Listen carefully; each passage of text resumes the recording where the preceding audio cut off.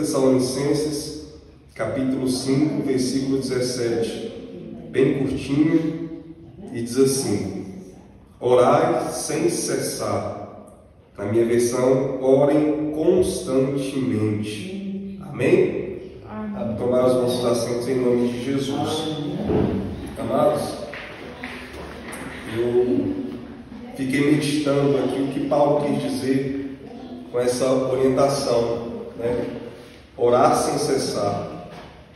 E nós começamos com a seguinte indagação, né? O que é orar?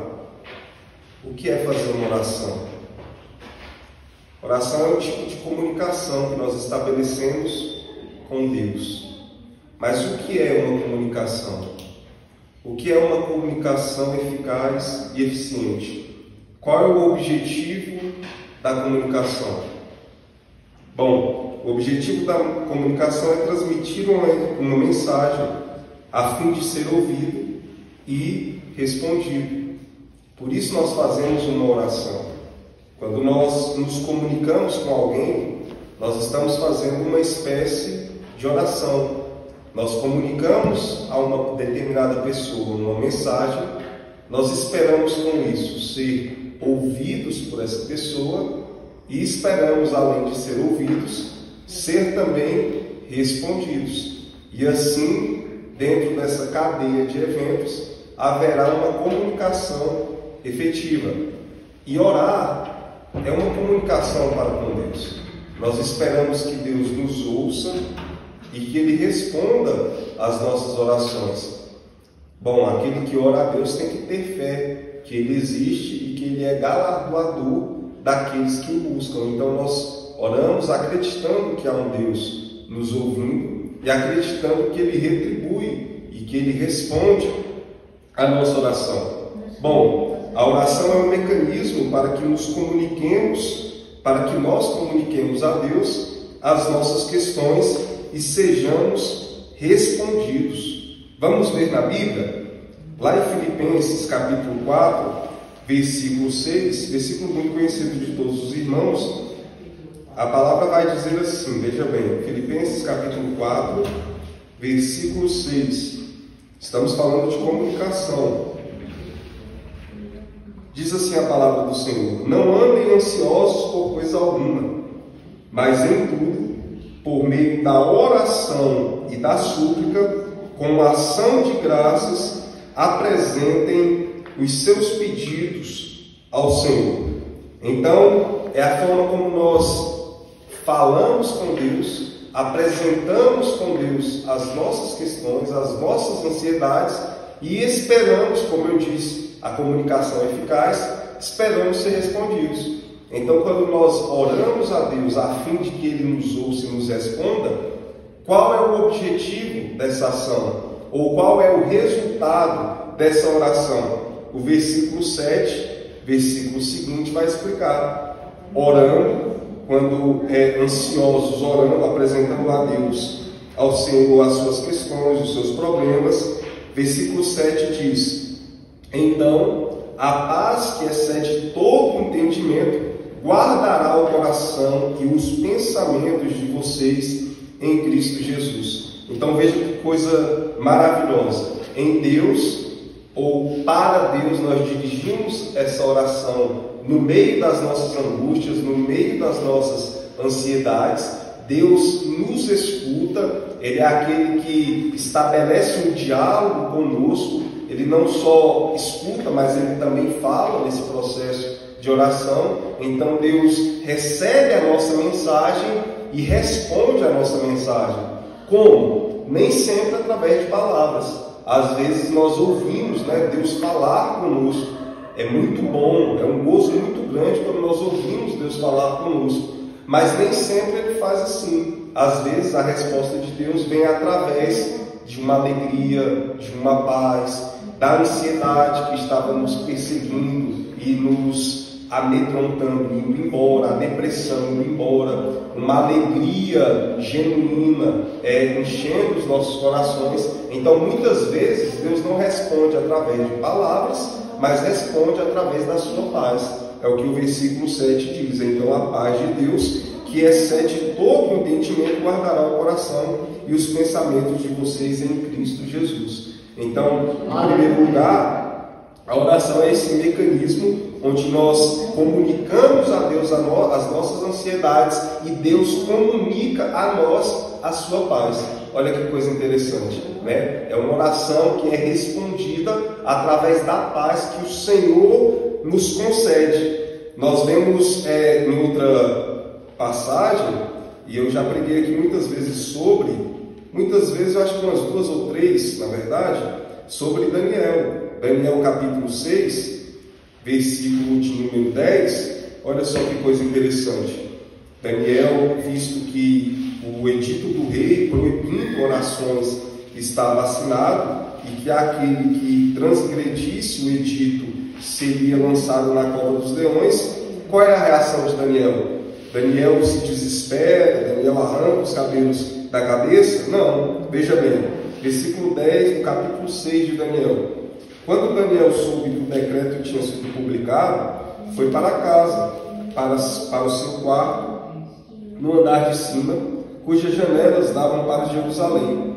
Ali fez o que costumava fazer. 3 vezes por dia ele se ajoelhava e orava, agradecendo ao seu Deus. Então olha só que coisa extraordinária. Mediante ao decreto que o levaria à morte, Daniel fez aquilo que não era extraordinário, mas aquilo que era ordinário na sua vida, aquilo que ele costumava fazer.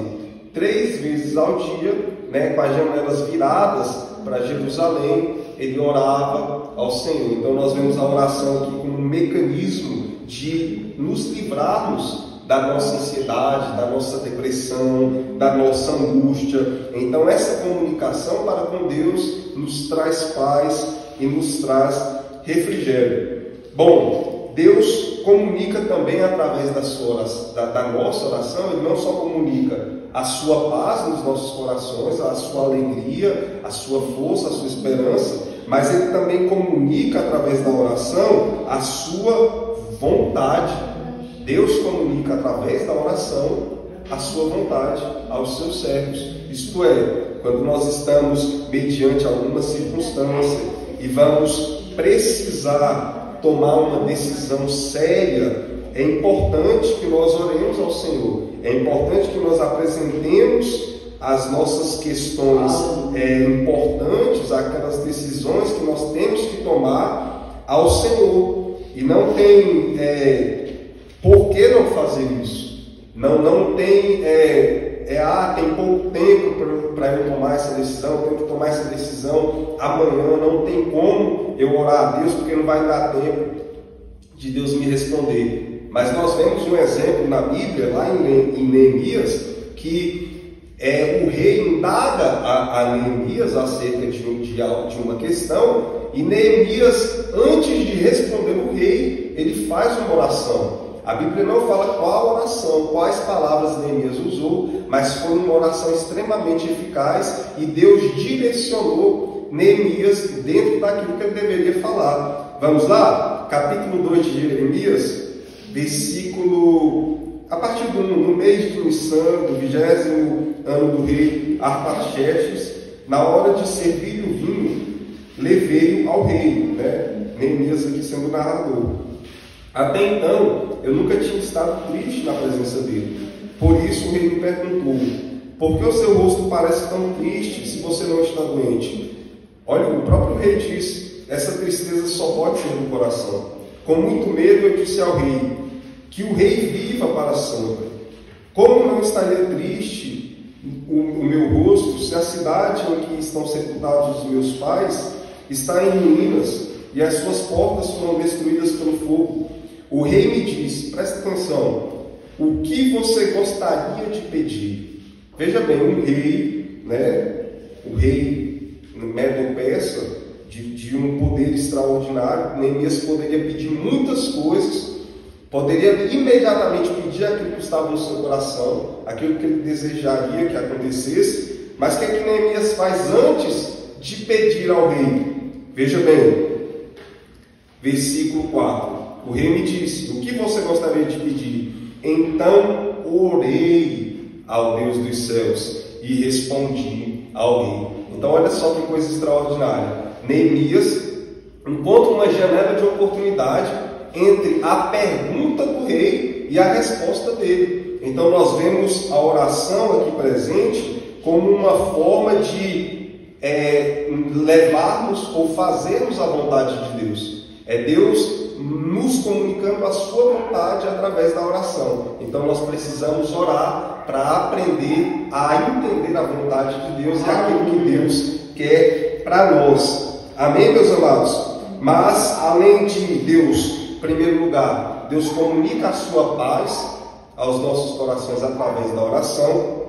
Em segundo lugar, Deus comunica a sua vontade através da oração, mas a oração é tão rica, que Deus também muda realidades através das orações. E nós vemos acontecer isso diversas vezes na Bíblia. Lá em 2 Reis, nós vamos ver que Deus muda a realidade de um indivíduo de forma extraordinária. Indivíduo esse até que é conhecido justamente por suas orações. Os irmãos vão até saber quem é que eu estou falando. É o rei Ezequias, aquele rei que recebeu a notícia de que iria morrer e virou o seu rosto para as portas ou para as paredes e orou ao Senhor. No meio do caminho o profeta virou e disse: o Senhor vai te acrescentar 15 anos. Então nós vemos Deus mudando a realidade de alguém através da oração. Mas aqui em especial, eu queria apontar para 2 Reis capítulo 19, versículo 14, onde diz: Ezequias recebeu a carta das mãos dos mensageiros e a leu. Então subiu ao templo do Senhor e estendeu-a diante do Senhor, e Ezequias orou ao Senhor. Então olha que lição maravilhosa. Ezequias recebe uma carta do rei Senaqueribe, em tom de ameaça. O que Ezequias faz? Ele viu a carta, mas ele abriu a carta e estendeu ela na frente de quem? Do Senhor. É Deus falando para a gente: vamos levar os nossos problemas a quem pode resolver. Às vezes a gente tem um problema, a gente conta para todo mundo, irmão. A gente fala para o cachorro, até para o papagaio, a gente fala para um irmão, a gente fala para um amigo, mas a gente esquece de comunicar as nossas necessidades àquele que pode todas as coisas, que é Deus que nos ouve e que nos escuta. Então quando Ezequias recebe essa carta em tom de ameaça, ele ora ao Senhor, ele abre a carta diante do Senhor e faz uma oração extraordinária, poética, e Deus responde. Vamos ver a resposta de Deus? Versículo 35 do capítulo 19 de 2 Reis. Olha a resposta de Deus a uma oração sincera. Naquela noite, o anjo do Senhor saiu e matou 185 mil homens no acampamento assírio. Veja bem a resposta de Deus. Então a oração, além de Deus comunicar a sua paz aos nossos corações, além de Deus nos transmitir a sua vontade, Deus também muda realidades e transforma circunstâncias em favor de quem ora, em favor de quem de fato rende ao Senhor ou derrama ao Senhor o seu coração em oração. Veja bem também aqui em Salmos, ou no Salmo de número 69, vou ler aqui para os irmãos, Salmo de número 69, versículo 13 e 14, olha só que coisa maravilhosa. Eu, porém, Senhor, no tempo oportuno, elevo a Ti a minha oração, responde-me pelo Teu grande amor leal, ó Deus, com a Tua salvação infalível, tira-me do atoleiro, não me deixes afundar. Isso aqui é a oração de alguém que reconhece que Deus muda realidades, que Deus transforma as circunstâncias a favor daquele que ora. Então, meus amados, não percamos tempo.